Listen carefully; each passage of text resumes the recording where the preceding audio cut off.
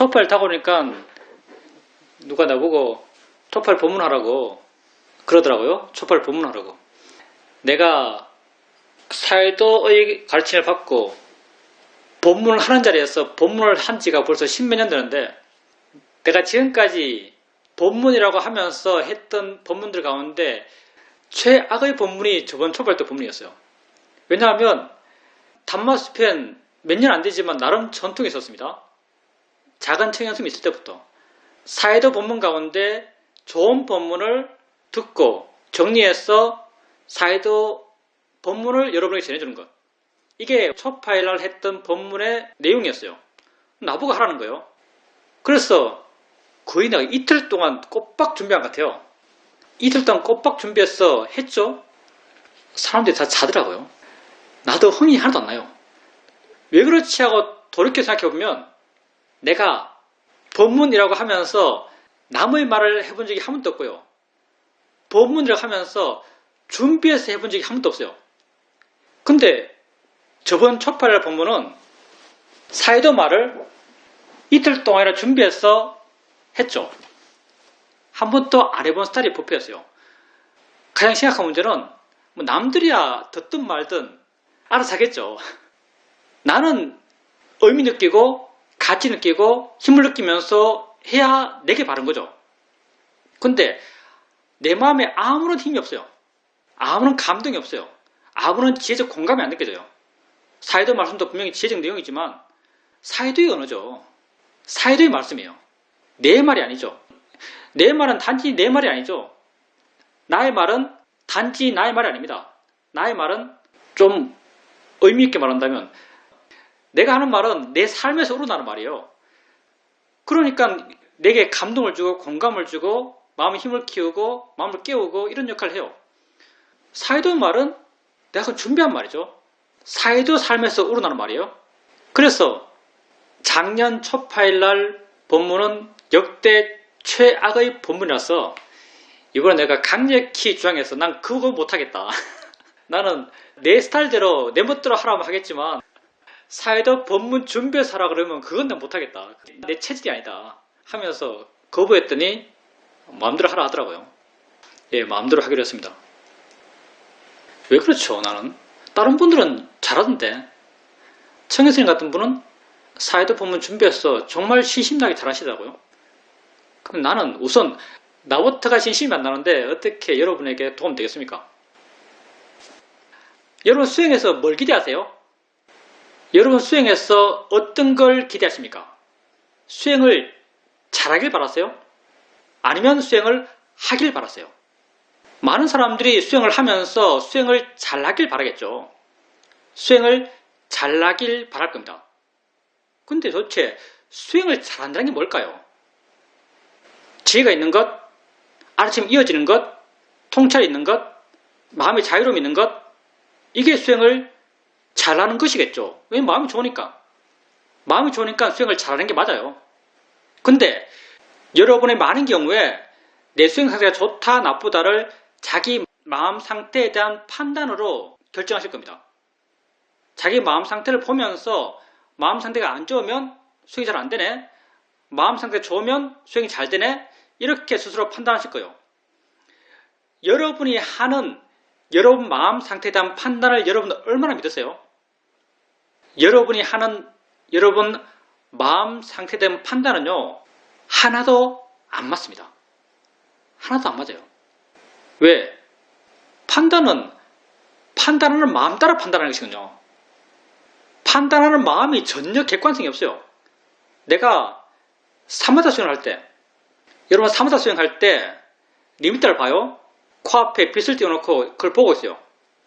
그렇게 사마타 수행을 하면서 리미터 하는 코 밑에 있는, 코 근처에 있는 밝은 빛을 보면서 그때 내가 느끼기에 내 마음이 활기차다 느낄까요?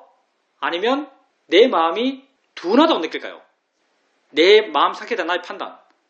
내 마음이 활기차다고 느낍니다. 왜? 마음이 깨어있으니까. 그때 마음은 깨어있긴 깨어있거든요. 내 마음을 내가 활기차다고 느껴요. 그럼 그때 그 마음이 정말 활기찬가요? 사마타 수행하고 있는데? 마음이 둔하죠. 내가 내 마음이 둔한 걸 알까요? 모릅니다. 왜? 판단하는 마음도 둔하니까.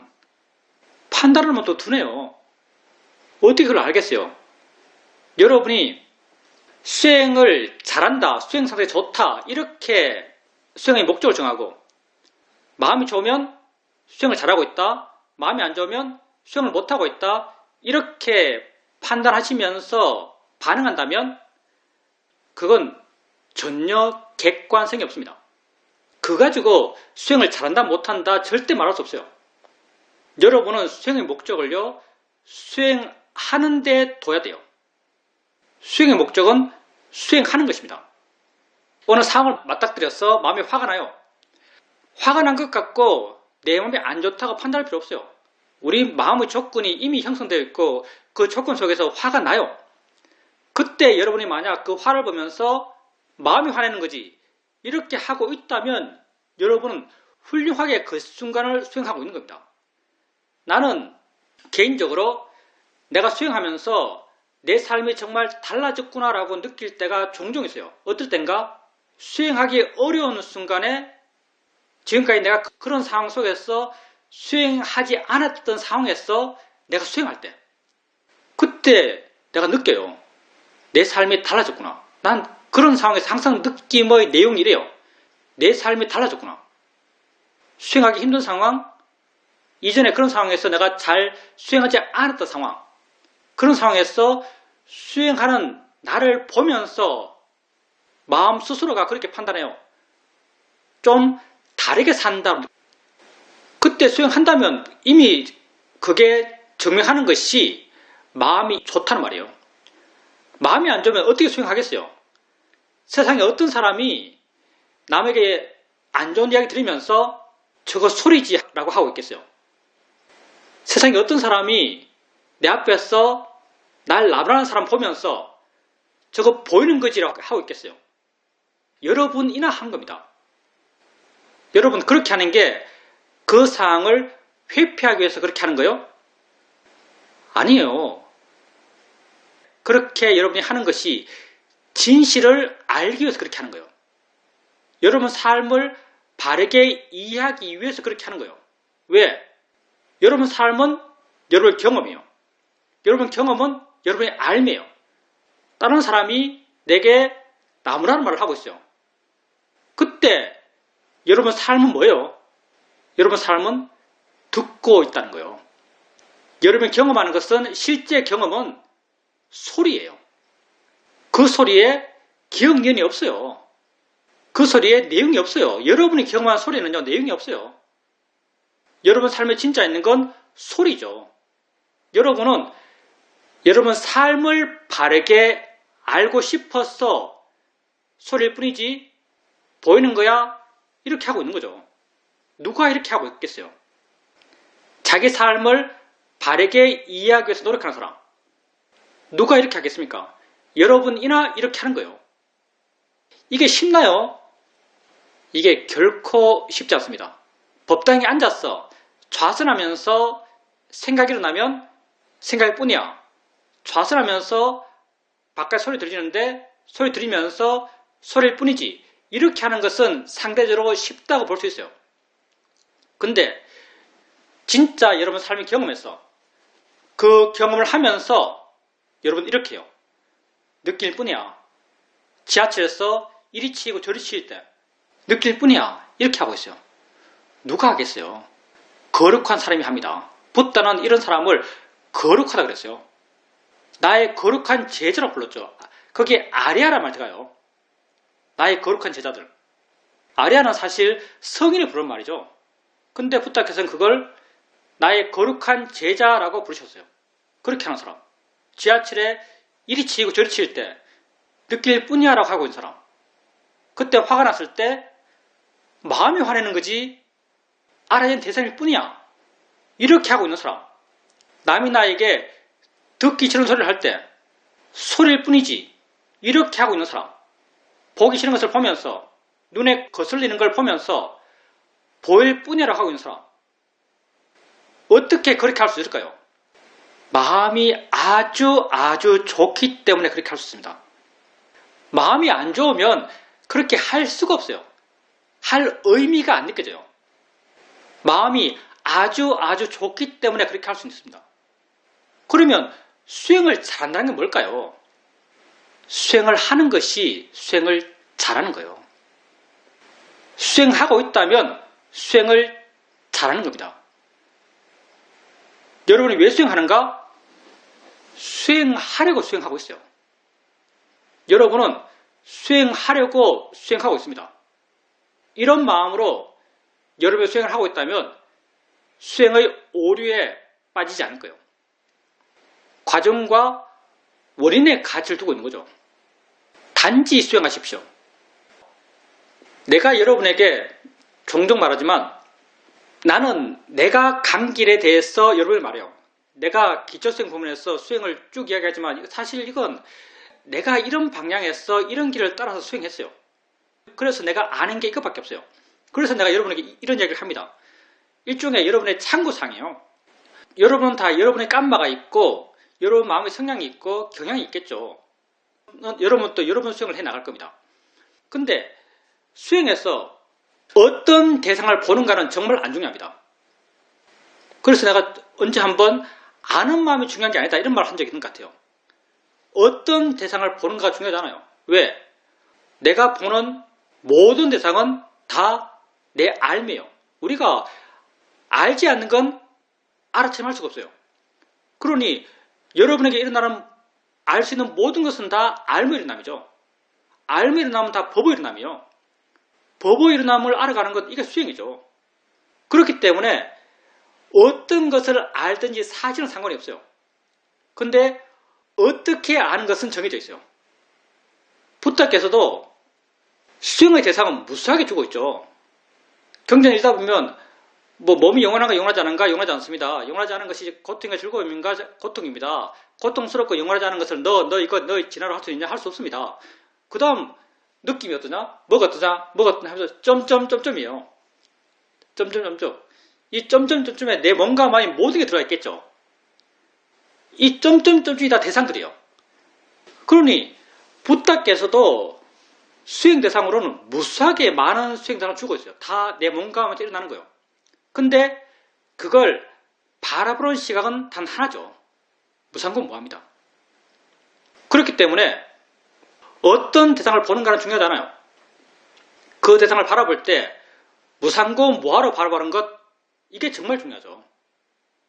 무상고무하란 말이 우리에게 좀 더 마음에 와닿게 표현한 것이 우리가 자연의 이치다, 대상이다 이거예요. 그래서 우리가 이 수행에서 가장 중요한 한 가지가 무엇인가라고 말하면 언제나 바른진해가 제일 중요하다 이렇게 말합니다. 그렇게 여러분에게 일어나는 것을 알아가는 게 중요하고요. 그걸 바르게 알아가는 것이 더 중요합니다. 그리고 무상고무아로 알아가는 것 이건 불교 수행의 변할 수 없는 철칙 같은 거죠. 그리고 수행하는 마음에 무상고무아의 지혜가 있을 때의 상태를 사이도가 말하고 우리가 경험하면서 여러분에게 말해줘요. 그게 뭐냐면 가볍게 알아라, 자유롭게 대상을 바꾸면서 알아라, 수동적으로 알아라, 무의지로 알아라. 이런 수행 상태의 변화들 이건 수행하는 마음에 무상에 대한 지혜, 무아에 대한 지혜, 고에 대한 지혜가 있을 때 마음이 이렇게 되고 수행 상태가 그렇게 되기 때문에 여러분에게 이런 수행 상태를 말합니다. 자기에게 일어나는 걸 알아가세요. 그리고 그걸 가볍게 하세요. 자유롭게 대상을 바꾸면서 알아가세요. 그리고 알지 않는 마음 상태에서 알아가 보세요. 능숙하면 능숙해질수록 점점 아예른 마음 없이 알아가는 그 상태의 알아침을 해나갑니다. 왜? 그게 쉬우니까. 그게 에너지가 더 안 드니까. 근데 그렇게 되지 않는다면 열심히 알아가세요. 엉덩이 느낌 알고, 손 느낌 알고, 어깨 느낌 알고, 소리 듣고, 이 소리 듣고, 저 소리 듣고, 그 알아가는 것을 정하지 말고 알아지는 대로 알려 해서 알지 마시고 알아지는 대로 알아가세요. 그럼 점점 마음이 더 가벼워지고 마음이 더 물러나고 마음이 더 자유로워져 갑니다. 점점 나로부터 물러나요. 나에 대해서 객관적이 돼요. 나에 대해서 객관적이 되면 수행하는 마음에 여유가 있습니다. 처음에는 알아차림 한다고 바둥바둥 하지만, 알아차림 하나하나 한다고 바둥바둥 하지만 점점 마음이 객관이 되고 점점 내가 알아차림 하려는 노력이 필요하지 않아요. 더 가벼운 마음으로 더 작은 에너지로 알아차림을 해나가요. 그러면 마음의 여유가 있어요. 마음의 여유가 있는 그 공간에서 관심이 생기고 신심이 생기고 노력이 생기고 법에 대한 조사의 마음이 생기고 이렇게 해나가면서 조금씩 이해들이 생겨나죠. 그게 뭐다는 것, 있다는 게 뭐다는 것, 느낌이 뭐라는 것, 봄이 뭐라는 것, 생각이 뭐라는 것, 이렇게 나를 이해갑니다. 이렇게 점점 마음이 좋아져가요. 여러분 수행하십시오.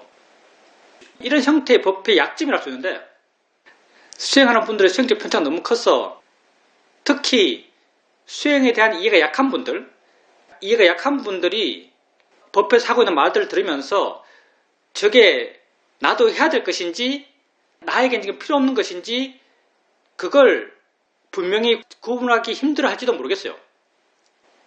직접 자기 상태에 대해서 인터뷰를 하시거나 아니면 자기가 아주 지혜로워야 됩니다. 하여튼 자기 마음에 와닿는 걸 취하시고요. 자기 마음에 안 와닿는 것은 그냥 버리세요. 여기서 하고 있는 말을 모두 다 알아야 되는 건 절대 아닙니다. 실제로 여러분이 이 법에서 알아야 될 것은 어떻게 수행하는가 그거 하나뿐이에요.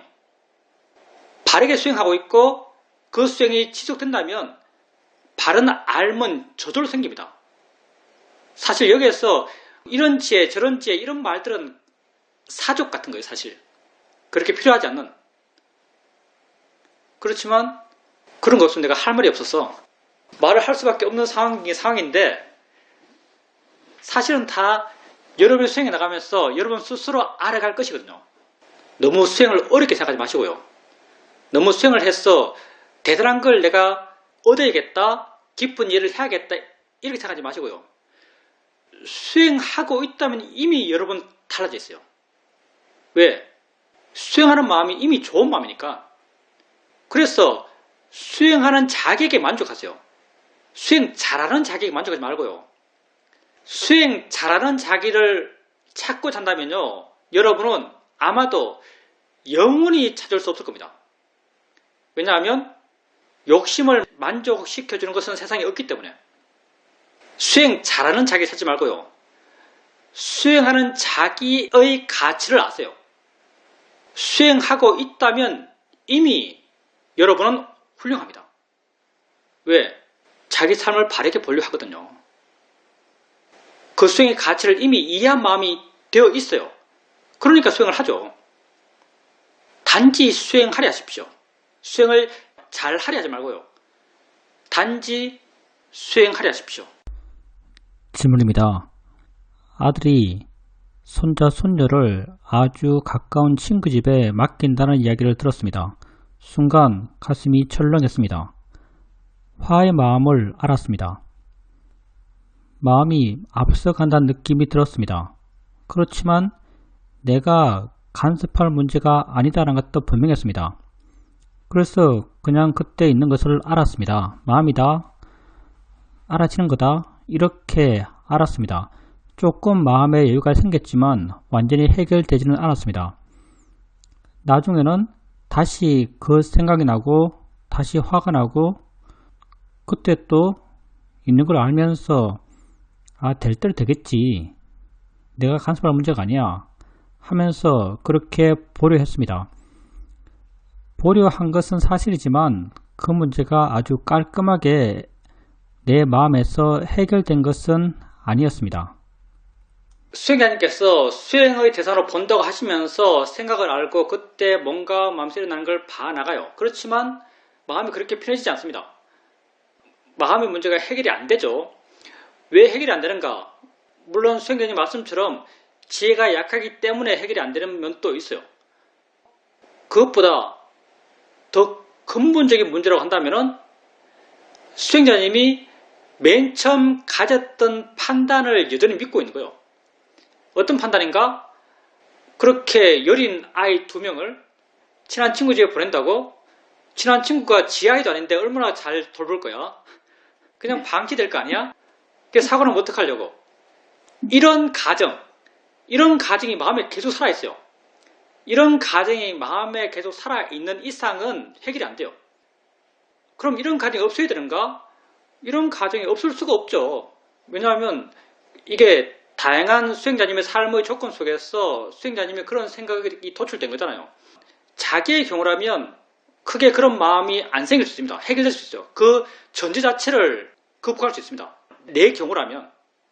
왜냐하면 나는 나를 이해하고 있죠. 난 현재 존재다. 문제가 있으면 그때 해결하면 된다. 그래서 앞으로 어떤 일이 생길 거라고 하더라도 지금 그 일 때문에 불안해하지 않을 수 있어요. 내 같은 경우는. 왜냐하면 나는 그때 그걸 현재 있으면서 알면서 바르게 알면서 감당할 수 있다고 그런 자신감이 있거든요. 그래서 내 문제 같은 경우는 그렇게 내가 맨 처음 가했던 전제, 그게 이러면 어떡하지? 이런 전제를 지울 수 있어요. 근데 다른 사람의 경우는 훨씬 더 복잡하죠. 사실은요. 그게 아이들이라면 더 그렇겠죠. 그래서 그게 안 사라져요. 그런 전제가 안 사라지면 화도 안 사라집니다. 내가 미얀마에 있을 때 2주에 한 번씩 나가서 시어머니 숲속에 사이드 법문 녹취한 걸 올렸어요. 2주에 한 번 정말 날 잡아 나가거든요. 그 인터넷 카페에 가면 어느 날은 정부에서 인터넷을 막아요. 미얀마 정부는 심심하면 인터넷을 막아요. 앉아있으면 인터넷이 안 돼요. 내가 그 열악한 미얀마 교통, 버스 타고 밀리고 더운데 나와서 땀 뻘뻘 흘리고 그렇게 인터넷 카페에 앉아서 컴퓨터 앞에 앉아있는데 안 돼요. 마음에서 화가 나죠. 화가 많이 나요. 그러면 이거 화야. 마음이 화내는 거야. 내가 내는 게 아니야. 알아지는 거지. 대상이야. 1시간 내내 그렇게 하고 있어도 화는 조금도 줄어들지 않습니다. 조금도 줄어들잖아요. 그래서 사회된 돌아와서 인터뷰하면서 이 말을 했어요. 화가 조금도 줄어들지 않더라. 화의 마음이야, 작용이야. 그거 아무리 해도 마음으로 이해하는 것 같은데도 조금도 안 줄어들더라. 왜 그러냐? 라고 사이드가 물어봤어요. 그 사이드 답이 뭐였냐면은 네가 인터넷이 되어야 한다라고 믿고 있는 이상 화는 절대로 안 줄어든다. 이런 말을 하더라고요. 그래서 전제가 살아있으면 화는 안 사라집니다. 그때 한번 내가 맨 처음 가했던 마음, 정말 그런가? 아들의 친구가 손자, 손녀들을 대충 돌볼 거야. 이게 전제죠. 근데 돌아서 생각해보면 만약 수행자님에게 수행자님 친구가 자기 손자, 손녀를 데리고 와서 하루 봐줘라고 맡겨놨어요. 그럼 수행자님은 친구의 손자, 손녀를 대충 볼 거예요. 아주 스트레스 받으면서 볼 겁니다. 어쩌면 더 조심할 줄 몰라요. 내가 연약한 아이들을 바라보는 시각과 다른 사람들이 연약한 아이들을 바라보는 시각이 비슷해요. 그래서 그들도 수행자님의 손자, 손녀를 아주 정성스럽게 잘 돌볼 겁니다. 하고 싶은 건 뭐냐면 자기가 맨 처음 가졌던 그 전제를 한번 의심해 보라는 거예요. 그거 정해놓고 그 전제는 이미 이렇게 참여하라고 못 박아놓고 자기 몸과 하면서 일어나는 생각일 뿐이야. 마음이 화내는 거야. 알아지는 대상이야. 이렇게 아무리 해도 내 고통이 줄어들지 않습니다. 그래서 그 전제를 한번 의심해봐라. 말씀드리고 싶은 요지는 그거예요. 내 마음에 화가 날 때, 화가 난 이유는 내가 사전에 뭔가 정했기 때문이에요. 정한 게 있고 상황이 정한 대로 안 되기 때문에 화가 나는 거예요. 그때 내가 정한 것이 과연 참인가 하고 한번 의심해 볼 필요가 있어요. 정말 그게 믿어야 할 것인가 라고 한번 의심해 볼 필요가 있습니다. 그리고 그게 여전히 참이라고 믿어진다면 우리가 할 수 있는 건 수행적 노력밖에 없어요. 잘 안 되더라도 할 수 있는 건 그겁니다. 마음이 화내는 거야?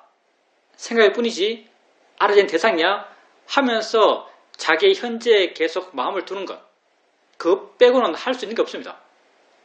또 수행자님께서 그때 자기에게 일어나는 것에 대해서 수행적으로 바르게 버리고 계속 노력하셨죠. 그럼 할 수 있는 거 다 하신 거예요. 그리고 우리 목적이 고통받지 않는 거니까. 나는 그때 주로 어떤 생각을 하는가? 원인 따라 결과가 생길 거야. 그게 내 개인적인 일이라면 내 개인적인 불확실한 미래에 대해서 난 이렇게 말하면 내 마음이 위안이 돼요. 난 내 업을 믿어. 난 내 업을 믿어. 엎드려 될 거야 이런 뜻인데 엎드려 될 거야 라고 하는 것과 같은 의미죠. 근데 난 내 업을 믿어 라고 하면 내가 정말 믿는 것 같아요. 나는 내 업을 믿어 그러면 마음이 차분해집니다. 별로 불안감이 안 생겨요. 미래가 불확실해서 어떻게 될지 모르고 아주 안 좋은 상황도 발생할 수 있는 어떤 일이라면 난 내 업을 믿어 라고 하면 마음이 차분해집니다. 결과적으로 내가 내 업을 믿는 것 같습니다. 내가 내 업을 좋게 생각하는 것 같아요. 내가 내 업을 어떻게 좋게 생각하는가? 왜 내가 내 업을 좋게 생각할 수 있을까요? 어떻게 내가 내 업을 좋게 생각할 수 있을까? 내 업을 몰라요, 내가. 내가 내 업을 어떻게 합니까? 내가 지금 현재 나 자신에게 만족하니까. 내가 현재 나에게 만족하면 내 업에 대한 믿음이 있습니다. 생길 수밖에 없어요. 내 업은 내가 모르는 거죠. 근데 지금 내가 좋다면 나에 대한 믿음이 있는 것이고 나에 대한 확신이 있는 것이고 그럼 내 업도 내 과거에 쌓아왔던 그런 마음의 에너지들도 좋을 거라고 내가 믿어요. 믿음인 것 같긴 한데 거기에 내가 의지해요. 그래서 마음의 불안감이 확 사라집니다. 그리고 그걸 좀 더 확장하면은 원인 따라 결과가 생길 거야. 이게 좀 더 확장된 보편적 표현이죠. 원인 따라 결과가 생길 거야.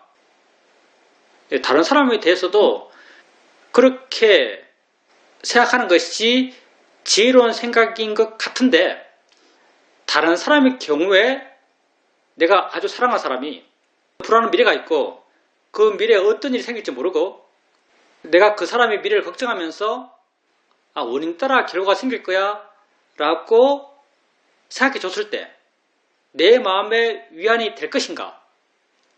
잘 안 될 것 같아요. 근데 이게 좀 재밌는데요. 내가 사랑하는 사람의 불안한 미래에 대해서 내가 그 사람의 상황에서 원인 따라 결과가 생길 거야 라고 하면 내 불안한 마음이 잘 안 사라져요. 안 사라질 것 같아요. 왜 그런가? 왜 그런가 하면요. 나는 나를 알지만 그에 대해서는 내가 안다고 생각하는 거예요. 내가 나를 알기 때문에 그 알매 의지에서 이해가 있을 수 있고요. 엎드려 들 거야. 내 업을 믿어. 이런 마음 자세가 지혜로서 그런 안도하는 마음, 개의치 않는 마음, 그런 마음을 만들어내요. 근데 다른 사람의 경우 원인 따라 결과가 생길 거야. 자기 엎드려 받겠지. 자기 엎드려 받겠지 해도 전혀 그 사람을 내가 사랑한다면 전혀 위안이 안 돼요. 왜 그런가? 내가 그 사람을 몰라요. 그 사람을 안다고 생각하지 그 사람을 몰라요. 그래서 그게 위안이 안 되는 것 같아요. 나는 나를 진짜 알아요. 여러분은 이 어떤 주제에 있어서 보통 사람과 다르죠. 여러분은 내가 나를 안다 이 주제 내가 나를 안다는 이 주제에 있어서 여러분 보통 사람과 달라요. 여러분 진짜 알죠? 왜? 진짜 자기를 지켜보니까. 진짜 자기를 지켜보고 여러분 지혜의 크기만큼 진짜 자기를 이해하니까. 그래서 진짜 여러분은 여러분 자신을 알아요. 그래서 여러분 자신에 대해서 바른 방향을 제시해 줬을 때 그 제시를 따라서 마음에 지혜가 생겨나요. 나는 내 업을 믿어. 내용은 이렇게 투박하지만 그 안에 지혜적 의미가 존재해요. 나는 내 업을 믿어. 이걸 따라 지혜가 생겨나요. 근데 내 업대로 될 거야. 이걸 따라 지혜가 생겨나요. 저 사람 경우 저 사람 업 따라 일이 될 거야. 여기는 아무런 지혜가 안 생기는 것 같아요. 왜? 모르니까. 나는 그 사람 몰라요. 안다고 생각하지. 가깝고 친하다고 생각하는 거지. 그래서 우리가 분명히 확신할 수 있는 것은 나 자신뿐인 것 같습니다. 문제를 해결할 수 있는 것도 나의 문제만을 해결할 수 있는 것 같아요. 자신의 일에 대해서 이런 마음을 갖는 것, 그것과 아들과 딸의 문제에 대해서 이런 마음을 갖는 것의 마음의 느낌의 차이를 한번 생각해 보십시오. 아주 다르죠. 왜? 나를 알지만 그들은 모르죠. 하여튼 할 수 있는 건 수행입니다. 수행자님께서 그때 할 수 있는 만큼 수행하셨으니까 할 바를 다 했죠. 아주 훌륭하게 그 순간을 사신 겁니다. 다음에도 그런 경우를 만나시면 우선 전제를 한번 의심해 보시고요. 그리고 자기에게 일어나는 것을 바르게 알려고 하십시오. 질문입니다. 도반들과 이야기하면서 느끼는 것이 마음 깊숙이 해서 생겨나는 이해의 경향이 다 비슷비슷하다는 것입니다. 내가 저번에 느낌을 있는 그대로 순수하게 알 수 있었다고 말씀드렸고, 나아가서 생각에 대해서도 있는 그대로 순수하게 생각을 알 수 있었다라고 말씀드렸습니다. 거기에 대해서 선생님께서 그 생각의 내용이 큰 가치를 부여하지 않은 생각이었기 때문에 그렇게 할 수 있었을 것이고, 만약 다음에 생각의 내용에 아주 큰 가치가 부여된 그런 생각의 경우 그렇게 하는 것이 결코 쉽지 않을 거라고 말씀하셨습니다. 스님 말씀처럼 쉽지 않은 경험을 하게 되었습니다. 며칠 동안 두 가지 생각이 계속 일어났었는데 둘 다 화의 생각이었습니다. 하나는 화두손 하는 친구에 대한 생각인데 그 친구의 말투가 내게 문제가 됩니다. 말이 너무 거칠고 정제되어 있지 않고 상대를 배려한 그런 말이 아닙니다. 그런 말을 들을 때마다 내가 마음에 화가 나고 왜 저렇게 말하지? 라고 스스로 의심이 들고 이런 나 자신을 봅니다. 거기에 대해서 내가 왜 꼭 그렇게 문제를 제기해야 되지? 저건 소리일 뿐인데 그렇게 일어나는 도반에 대한 생각을 이런 식으로 봐나갔습니다. 또 하나는 딸에 대한 생각인데 딸이 아주 바쁩니다. 그래서 제게 연락을 잘 못합니다. 그런데 내 생각은 바쁜 건 바쁜 것이고 왜 딸이 부모에게 그렇게 연락을 안 하냐, 나는 옛날에 그렇지 않았다, 이런 생각이 일어나면서 화가 납니다. 그리고 이런 생각이 돼서 내가 그렇다고 해서 꼭 딸까지 그렇게 할 필요가 있나? 바쁘면 못할 수 있는 것이지, 할 만하면 하고 못하면 못하는 거지, 거기에 대해서 내가 연연할 필요가 있나? 이런 생각을 하게 됩니다. 이렇게 생각의 내용에 대해서 바르게 생각해 줌을 통해서 그런 마음들이 점점 약해졌고 기대감이 점점 약해지면서 더 이상 그런 생각이 일어나지 않게 되었습니다. 내 스스로 생각하기에 뭔가를 이해한 것 같습니다. 뭔가 마음에 이해되어서 마음이 차분해지고 마음에 여유가 생긴 것 같습니다. 그리고 며칠 뒤에 딸에게 전화가 왔고 통화를 했는데 아주 깨끗한 마음으로 차분하게 딸과의 대화가 가능했습니다. 만약 화가 났었다면 그런 대화가 잘 되지 않았을 겁니다.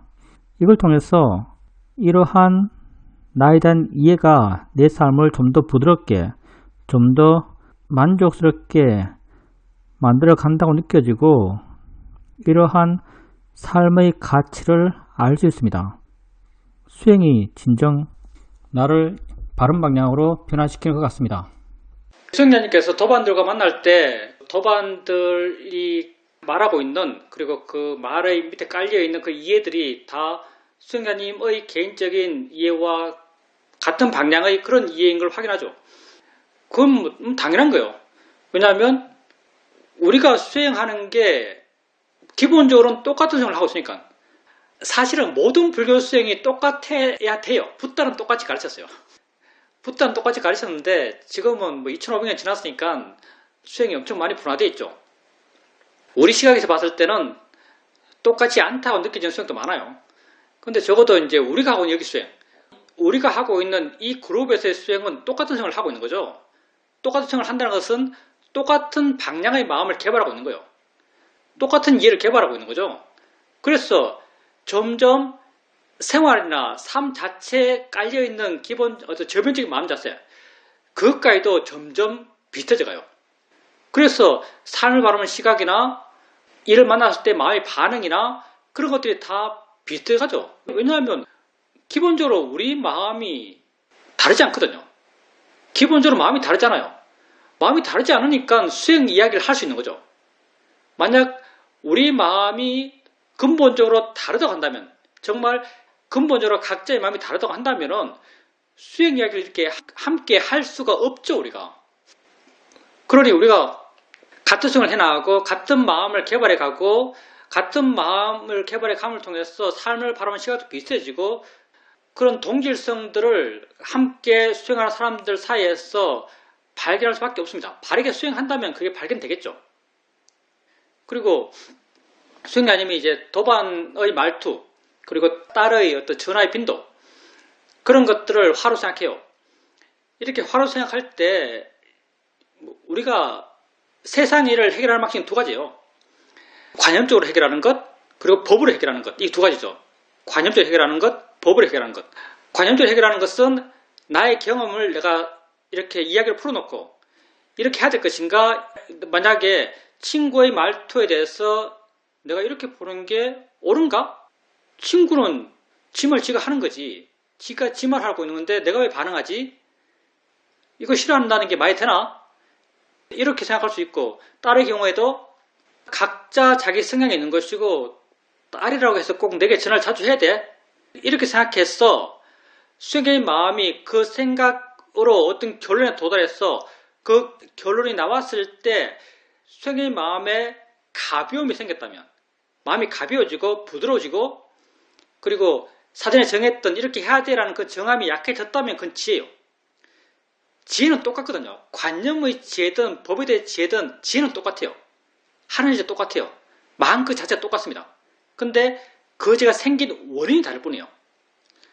이렇게 수행자님 말씀만 들어보면 수행자님의 그런 이해는 어떤 관념적 사유를 통한 이해처럼 보여요. 다시 말하지만 그것도 지혜죠. 그러면 법에 대한 지혜는 뭔가? 법에 대한 지혜는 내게 지금 있는 것을 이해한 지혜. 이게 법에 대한 지혜죠. 그러면 이렇게 법에 대한 이해가 나가는 방향은 뭔가? 둘이가 비슷하니까 하나만 얘기합시다. 친구의 말투에 대해서 불만족스러운 그런 생각이 있나요?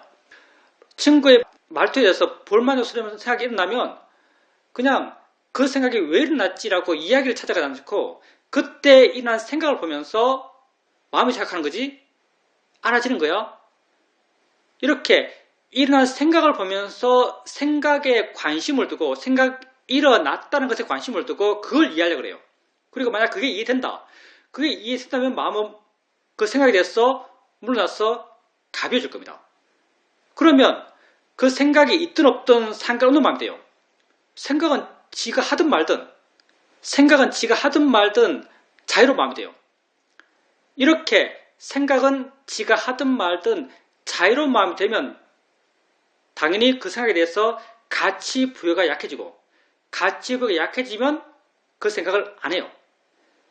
내가 그 생각에 대해서 가치 부여를 하기 때문에 그 생각은 그 가치 부여를 에너지 삼아서 일어나는 것이거든요. 이렇게 가치 부여를 하지 않게 되면 생각이 안 일어나요. 이렇게 문제를 해결하는 것, 이게 법을 통해서 문제를 해결하는 거죠. 물론 삶에서 이 두 가지를 함께 씁니다. 수행하는 사람도 다 이게 함께 써요. 근데 둘 중에 굳이 뭐가 더 좋은가? 라고 말한다면 법을 통한 해결이 훨씬 좋습니다. 왜냐하면 이건 끝까지 가는 길이거든요. 이건 완전한 자유로움까지 끝까지 가는 길이에요.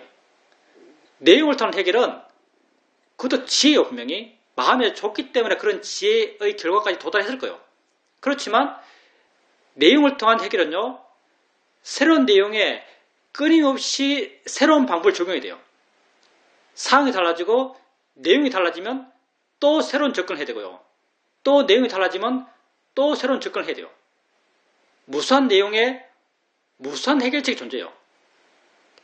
계속 노력해야 돼요. 근데 보물통 해결은 근본으로 다가가요. 무슨 말인가? 생각한다는 것이거든요. 생각한다는 것, 생각이 있다는 것으로부터의 자유로움이요. 그게 어떤 내용의 생각인지는 점점 무관해져요.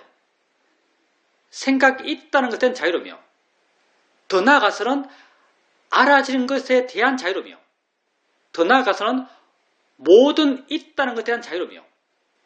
점점 근본으로 다가가거든요. 점점 내 노력이 필요 없어져요. 왜? 다 똑같으니까. 내가 자유로워진 대상이요. 맨 처음에는 그게 친구 이야기였고 딸이 이야기했지만 결국 그건 법에 대한 자유로움이고 있다는 것의 자유로움이고 모든 것으로부터의 자유로움이요. 그래서 내 노력이 필요가 없어요. 점점 내 노력이 약해져 가요. 점점 내가 굳이 에너지를 일으켜서 할 필요가 없어요. 왜? 조건 되면 마음이 조절해요. 점점 내가 하려 하지 않아도 마음이 이미 그렇게 되어 있어요. 아는 순간 이미 되어 있는 그런 마음이 되어가죠. 나중에는.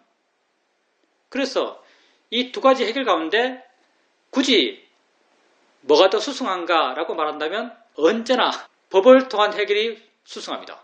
왜? 궁극으로 나아가는 한 발전이거든요. 우리가 가치를 많이 부여한 일상 삶에서는 문제가 심각하면 내용을 흐릅니다. 문제가 심각하면 심각할수록 내용을 흘러요. 문제가 심각한데 그걸 법으로서 접근해 나간다면 그건 마음의 힘이 아주 좋기 때문에 마음 상태가 아주 좋기 때문에 가능한 거예요.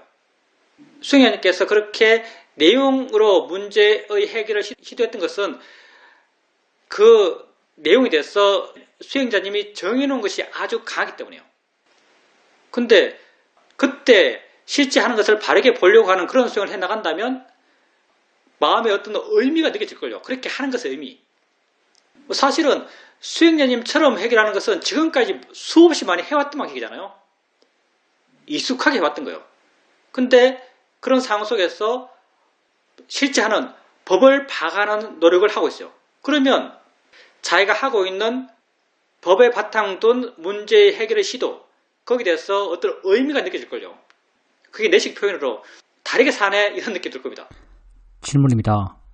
요즘은 스님께서 기초수행 법문에서 하셨던 가볍게 알아라, 가볍게 대상을 바꿔주면서 알아라, 이 말이 와닿고 그렇게 실천하려고 하고 있습니다. 요즘에 제가 하고 있는 걸 말씀드린다면 옛날에는 한 번에 했던 일을 지금은 두 번, 세 번 걸쳐서 하고 있습니다. 많이 잊어버리기 때문입니다. 옛날 같았으면 내가 또 잊었다, 또 잊어버렸네, 이렇게 스스로를 책망하는 그런 생각을 했을 텐데 이제는 그래, 날 책망해서 뭐하겠어, 그냥 그때 있는 것을 가볍게 알자, 가볍게 알면 돼, 이렇게 생각하고 가볍게 알려고 합니다. 그래서 일상의 삶 속에서 그런 경험을 할 때 그렇게 일어나는 것을 가볍게 알 수 있습니다. 가볍게 알게 되니까 마음이 더 이상 다음 화의 단계로 넘어가질 않습니다. 설거지 할 때도 그냥 알아진 것을 가볍게 알려 합니다. 하다가 너무 많아서 못하면 또 쉬었다 하고 이렇게 해나가면서 뭔가 삶의 여유가 생긴다는 느낌을 갖게 됩니다. 잘 하고 계십니다. 수행자님께서 왔다 갔다 하시면서 일어나는 마음 상태에 대해서 가볍게 알아요. 가볍게 알 수 있어요. 사실은 그렇게 가볍게 안다는 게 아주 훌륭하세요. 가볍게 안다는 게 수행한다는 것이고요. 그런 경우가 많을 거고 그렇게 수행하는 것도 많을 겁니다. 옛날에는 그 상황에 대해서 마음의 집착이 강하기 때문에 내가 또 잊어버렸네, 또 다시 가야 하네, 짜증나네, 이렇게 마음의 조건 속에서 나쁜 길로 빠져가는 그 길을 그냥 따라갔을 겁니다. 근데 지금은 이를 해도 그냥 알고 저를 해도 그냥 알고 그렇게 할 수 있는 것은 그렇게 아는 것의 의미가 수행자님에게 와닿기 때문이죠.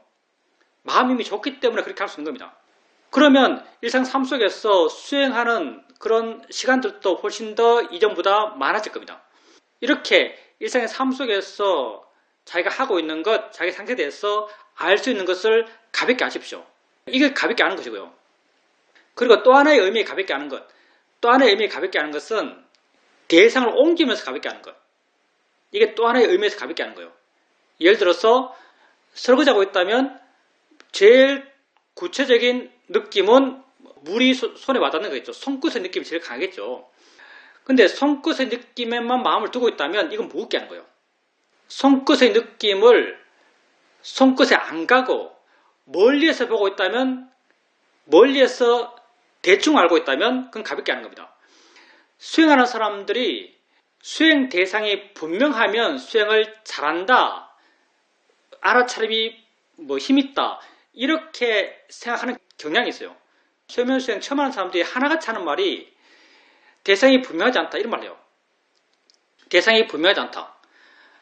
사이들은 그러면 항상 대상이 분명하지 않아도 아무 상관없다, 이렇게 답합니다. 대상을 분명히 알아야 한다고 생각하지 마세요.